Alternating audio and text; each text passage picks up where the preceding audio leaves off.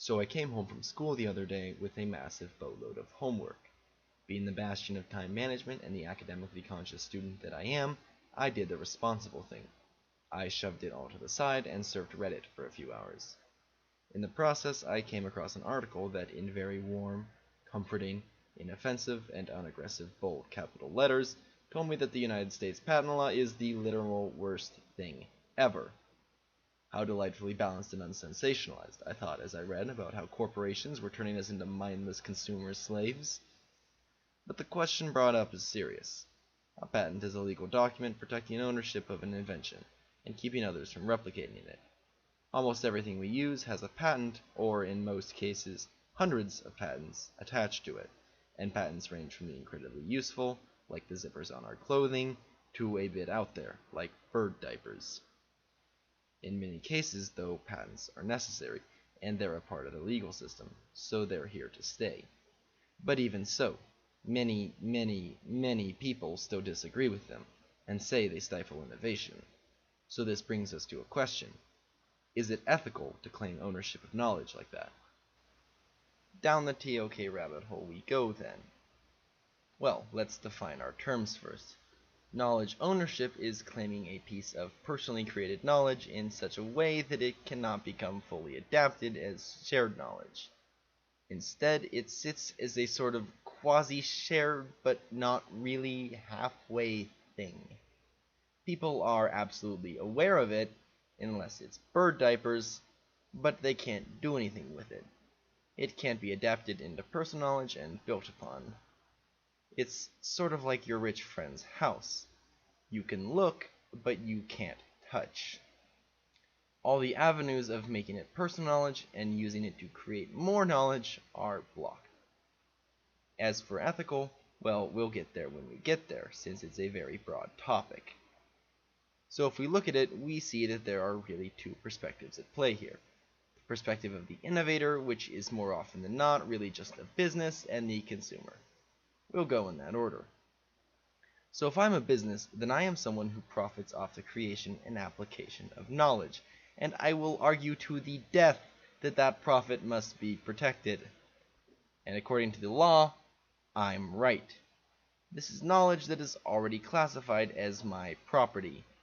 It's patent law. And I'm going to pose my own question. What incentivizes innovation if the promise of benefit is removed? After all, human beings are not naturally altruistic creatures, so knowledge creation will be stifled even more than it is now.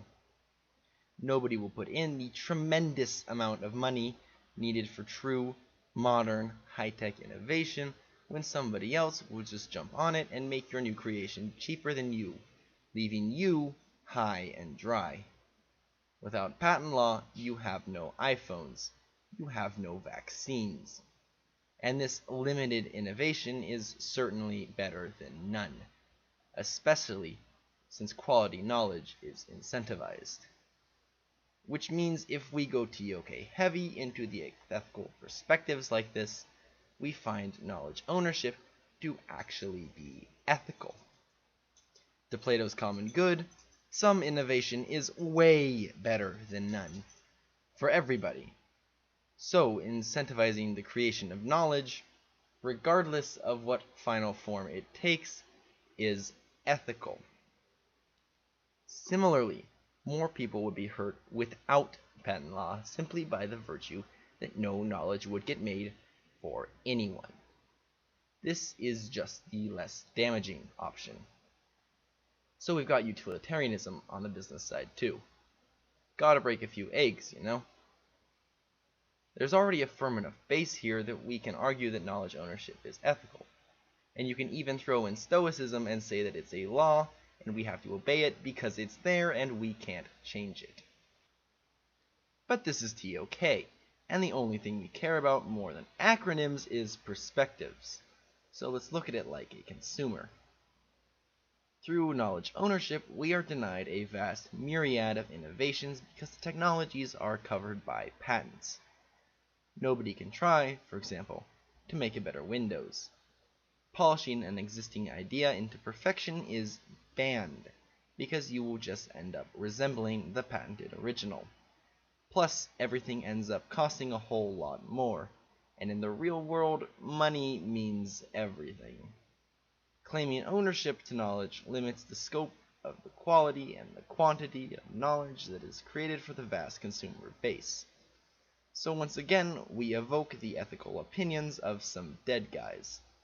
To Plato, the good of the consumer is a whole lot more common than the good of a very small group of businessmen who profit off of the ownership and creation of knowledge.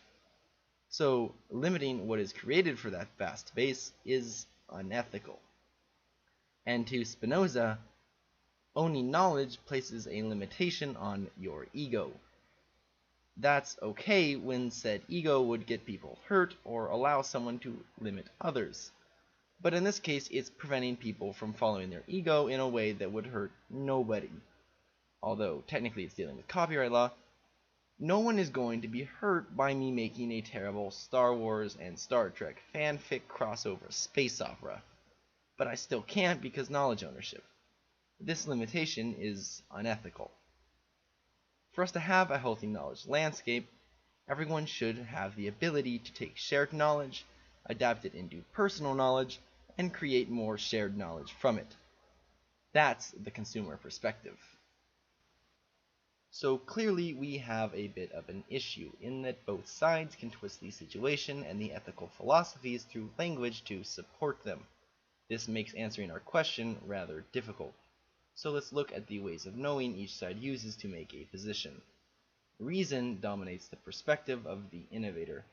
Clearly, everyone can agree that in a perfect world, innovation would be unbridled, but with a reasoned analysis of the factors that drive the real world, namely money, we see that the ideal solution is a pipe dream. With this reasoned conclusion reached, the idea of knowledge ownership being ethical seems, well, very reasonable. The consumer, on the other hand, relies more on emotion. Money be darned, they want innovation without giving any thought to the cost or to the process. It's simply a matter of what they want and what they feel. The arguments on both sides are lacking, though.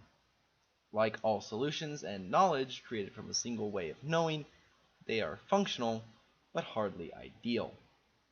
The discrepancy of ethics between the two can be chalked up to these different single WOK ways of thinking. So between the idea and the reality lies the shadow.